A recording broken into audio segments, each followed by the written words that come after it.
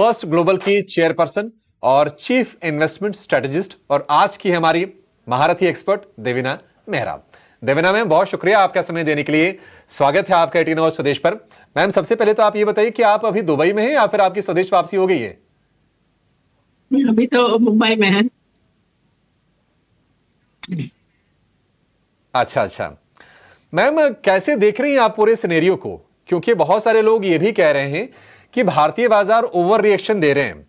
अगर हम record high से देखेंगे तो निफ्टी लगभग 10% नीचे आ गया है। जब युद्ध की शुरुआत हुई है ईरान और अमेरिका इजराइल के बीच में, वहां से लगभग 6-7% के आसपास की गिरावट है। आपको लगता है कि गिरावट हो चुकी है या फिर बाजारों में अभी पेन बाकी है? देखिए, ये हमेशा कहना मुश्किल होता है कि कहाँ पर बाजार बॉटम हुआ, लेकिन मैं थोड़ा सा इस समय जब आप किसी भी चीज के बीच में होते हैं, लगता है वही सबसे महत्वपूर्ण सत्य है। लेकिन अगर आप थोड़ा पीछे जाके देखें, और ये स्टडी हमने की थी रशिया यूक्रेन का जब वॉर शुरू हुआ था 2022 में, हम लोगों ने 50-55 साल पीछे जाके देखा कि कोई भी जियोपॉलिटिकल अपहीवल हुआ हो, चाहे गल्फ वॉर हो दोनों, या यूएस बॉम्बिंग, लिबिया, या इस तरह का, या जैसे 9/11, या ये सब जितनी भी चीजें हुई, उस समय बाजार में बहुत उथल पुथल रहती है, उसके पहले, उसके जस्ट बाद। लेकिन कुछ समय बाद, मतलब 6 महीने से 1 साल बाद, जो बाजार है वो भूल जाते हैं इसको। और ये मैंने स्टैटिस्टिकली नहीं किया था, हमको इसका अपवाद ही नहीं मिला।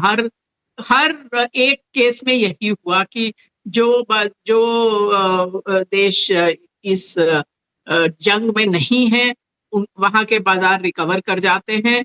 और हमने तो 50-1 साल का किया था। अभी हाल फिलहाल में फाइनेंशियल टाइम्स ने 125 साल पीछे जाके यही चीज करी, जिसमें दोनों विश्व युद्ध भी शामिल थे, और उनका भी निष्कर्ष यही था कि जियोपॉलिटिक्स के कारण आप बाजार से मत निकलिए।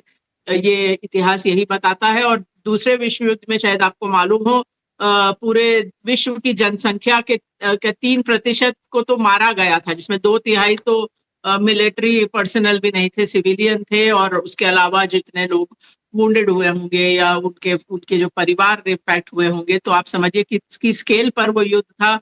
फिर भी उनका निष्कर्ष यही था कि बाजार से निकलना नहीं चाहिए था, बल्कि उनका ये था कि जो सबसे बड़ा मार्केट में गिरावट हुए हैं वो नॉन जियोपॉलिटिकल हुए हैं, जैसे 1929 का डिप्रेशन हो या 2008 की क्राइसिस हो, वो ज्यादा बाजारों के लिए रहा है निराशाजनक।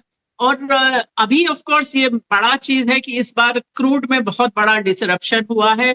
और इतिहास से एक चीज थोड़ी सी अलग हुई है। अभी तक मैंने ये जितना भी देखा था इतिहास में, कभी भी कोई कच्चे तेल का बहाव नहीं रोकता है, चाहे पुराना शासक हो, नया शासक हो, मतलब चाहे सद्दाम हुसैन हो या आईसिस हो, सब ऑयल फील्ड को चाहते हैं कि वो चलता रहे, क्योंकि वहीं से तो पैसा आएगा।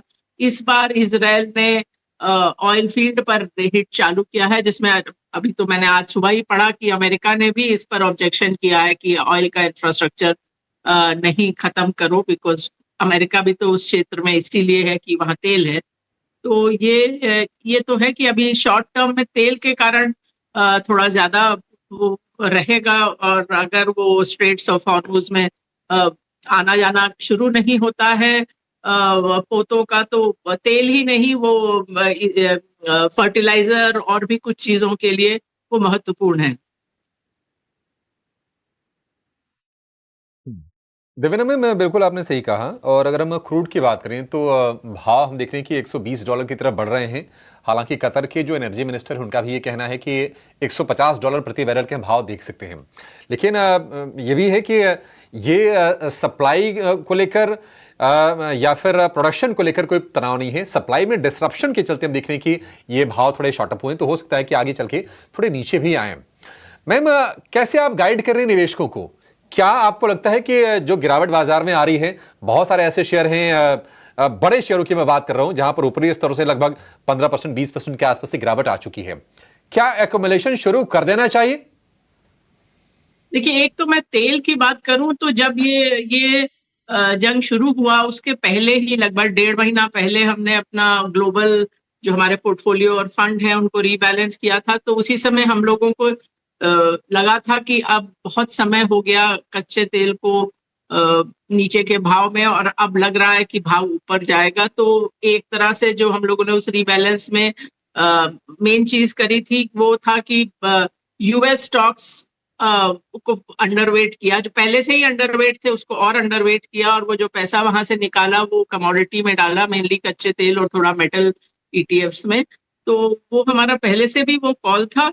ये आपकी बात सही है कि ये जो एकदम पीक बन रहा है ये तो सप्लाई डिसरप्शन के कारण है, और ये हमेशा नहीं रहेगा, उसका कोई ना कोई रास्ते निकलेंगे। और भारत के लिए भी अगर आप देखें तो सब कुछ वो स्ट्रेट्स ऑफ हॉर्मुज से नहीं आता जो हम रशिया से लेते हैं, बाकी जगह से लेते हैं।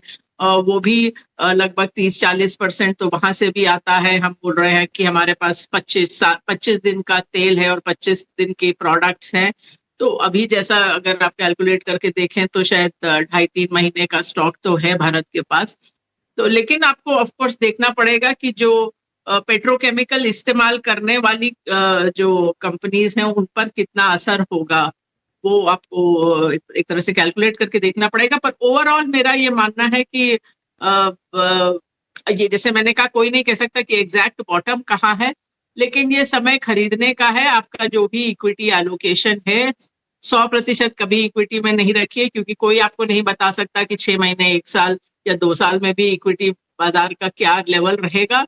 लेकिन ये निवेशित रहने का समय है, क्योंकि अगर आप निवेशित नहीं रहेंगे तो वो आप अप मूव मिस करेंगे। ये मेरा मानना है। हम्म। देवेंद्र मैम, कहीं न कहीं जब अनिश्चितता की स्थिति बनती है तो लोग थोड़े से ना सेफर एसेट्स की तरफ जाते हैं, या फिर अगर बाजार में भी रहना है तो उन एरियाज में प्रेफर करते हैं जहां पर उनको सेफ्टी नेट मिल जाए। आपके हिसाब से इस वक्त वो एरियाज जहां पर सेफ्टी ज्यादा है, ग्रोथ भले थोड़ी सी कम हो, आपके हिसाब से कहां पर पैसे डिप्लॉय करनी चाहिए? देखिए, आप बहुत जो शॉर्ट टर्म के हिसाब से मत सोचिए। और अगर आप तीसरी तिमाही के नतीजे भारत में देखें तो वो वहां आपको एक्सेलरेशन नजर आ रहा था, और हेडलाइन में जितना नजर आया असल में उससे ज्यादा है। ये मैन्युफैक्चरिंग कंपनीज में तो कुछ हद तक आपको नजर आ गया, लेकिन सर्विसेज कंपनीज में इस बार इस तिमाही में न्यू लेबर कोड का भी इम्पैक्ट था। तो अगर उसका एडजस्टमेंट करके देखें तो ट्रेजेक्टरी बेहतर हो गई है।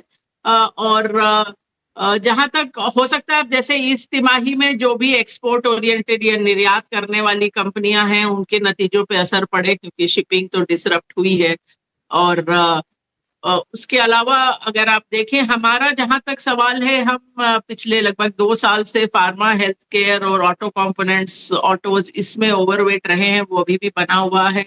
बाकी थोड़ा पर्टिकुलर पिक्स रहे हैं, जैसे एफएमसीजी है। अब एफएमसीजी को आप एक तरह से डिफेंसिव भी कह सकते हैं, पर वो भी ऐसा है जिसमें पेट्रोकेमिकल इस्तेमाल होते हैं, तो कुछ हद तक मार्जिन पे वहां भी असर आएगा। तो आप सोच समझ के थोड़ा, बस वो मैंने कहा, अभी आप ये 2 महीने में क्या होगा उससे थोड़ा अगर पीछे हट के देखें तो तब उस हिसाब से आपको स्टॉक्स का चयन करना पड़ेगा।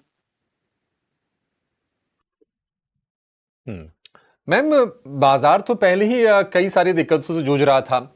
आईटी में हम देख रहे थे कि एआई का डिसरप्शन आ रहा था, ट्रंप की ट्रेड टैरिफ पॉलिसी को लेकर अनिश्चितताएं थी, एफआईज मतलब सेलिंग स्प्री पर ही थे, कभी कभी उनकी बाई निकल के आ जा रही थी।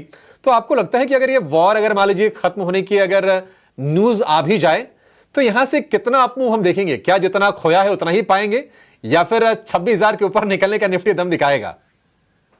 देखिए, एक चीज तो है कि वॉर्स कभी जल्दी खत्म नहीं होती। तो मैंने आपको कुछ बात बताई थी 2022 की कि जो बाजारों पे असर देखा। दूसरा पार्ट उसका ये है कि जो वॉर होता है वो जल्दी खत्म नहीं होता। आप देखिए ना, रशिया यूक्रेन को 4 साल से ज्यादा हो गए, नहीं तो पहले तो यही था ना कि ये तो बहुत जल्दी खत्म हो जाएगा। और जब मैं बोलती हूँ कि अमेरिका और वियतनाम का क्या मुकाबला, अमेरिका और अफगानिस्तान का क्या मुकाबला, लेकिन वो युद्ध भी कहाँ खत्म हुए। 20 साल लगे अमेरिका को, और अल्टीमेटली उनको ऐसे ही जाना पड़ा वहां से बिना जीते। तो ये वॉर कभी जल्दी खत्म नहीं होते। तो आप ये नहीं सोच सकते कि वॉर जल्दी खत्म हो जाएगा। ईरान मेरे हिसाब से समझदारी का काम कर रहा है उनके हिसाब से। वो है कि आप जितने भी खाड़ी के देश हैं उनके लिए आप कॉस्ट बढ़ा रहे हो, रिस्क प्रीमियम बढ़ा रहे हो। तो आपका जो सेफ हेवन इमेज है, और आपने एआई का नाम लिया, बहुत सारे एआई डेटा सेंटर अभी जो नया बना था काफी कुछ खाड़ी के देशों में ही बना था। तो वहां पर आपने उसको भी अनसेफ कर दिया। अमेजोन का तो AWS का सेंटर हिट ही हो गया, माइक्रोसॉफ्ट का भी आया था कि शायद उनका भी सेंटर हिट हुआ। तो ये आपने वो सेफ हेवन इमेज हटा दी, और शायद ये डिसरप्शन से AI में भी डिले हो, क्योंकि आपको चाहे चिप्स चाहिए, चाहे एनर्जी चाहिए डेटा सेंटर्स के लिए, वो सब में तो डिसरप्शन डायरेक्टली हो ही रहा है। कोरिया और ताइवान के पास उतनी ऊर्जा होगी तभी, क्योंकि बहुत सारा ऊर्जा का इस्तेमाल ये सेक्टर करता है, बोथ चिप्स के थ्रू और डेटा सेंटर्स में भी। तो हो सकता है इससे तो AI का कुछ ना कुछ डिले ही हो। और मेरा वैसे भी ये मानना नहीं है कि AI ऐसा करेगा कि IT सर्विसेज इंडिया में खत्म हो जाएंगी और उनको कोई बिजनेस नहीं मिलेगा। ऐसा है नहीं। अभी तो आया था डेटा की जॉब वैकेंसीज की एड बढ़ रही हैं घटने की बजाय, मतलब विश्व का जो डेटा है। तो और जैसे मुझे किसी ने और भी बताया कि जहां जहां भी मैंने ERP इम्प्लीमेंटेशन की, सब कंपनीज में एम्प्लॉय बढ़ते ही हैं, घटते नहीं है। और आप हमारे देश की भी बात देखें तो 80 के दशक में जब बैंक्स का कंप्यूटराइजेशन शुरू हुआ था, उस समय जितना भी कुछ बैंकर्स करते थे वो बहुत कुछ ऑटोमेट हो गया। लेकिन बैंकिंग में आज के दिन कितने ज्यादा लोग काम करते हैं बनस्पत उसके जितना 80 के दशक में करते थे। तो ये कहानी हर तरह की टेक्नोलॉजी इन्वेंशन की है, कि जब आप शुरू करते हैं आपको लगता है अरे ये सब नौकरियां जाएंगी, लेकिन अंततः नौकरियां बढ़ती ही हैं। लेकिन और दूसरी बात है कि IT सर्विसेज अगर इंडिया में आप देखें तो बहुत बार उनका एक तरह से कहें तो ऑबिचुरी लिखा गया है कि Y2K के बाद धंधा खत्म हो जाएगा, डिजिटाइजेशन के बाद खत्म हो जाएगा, क्लाउड के बाद खत्म हो जाएगा। तो वो उतना तो अडाप्ट कर लेते हैं। ये बात अलग है कि उनको R&D में बहुत कुछ करना चाहिए था जो उन्होंने नहीं किया। और ये बात मैं 20 साल से कह रही हूँ कि इतना पैसा होते हुए बैलेंस शीट पे, लोग होते हुए, फिर भी उन्होंने वैल्यू चेन में ऊपर जाने का कोई कोशिश नहीं की। नहीं, बात सही है मैम आपकी। भारतीय कंपनीज पर ये आरोप पहले से रहे हैं कि इनोवेशन नहीं हो रहा है, और जो पैसों का इस्तेमाल था वो डिविडेंड देने तक, बायबैक करने तक ही रह गया था। उम्मीद करके चलेंगे कि जैसे समय बदला है ये कंपनीज बदलेंगी, कोई ना कोई रास्ता तो निकल के आएगा ही। Thank you so much ma'am, आज हमें समय देने के लिए और विस्तार से तमाम जो है मुद्दे हैं बाजार के समक्ष, उनके बारे में अपना व्यूज हमसे शेयर करने के लिए। चलिए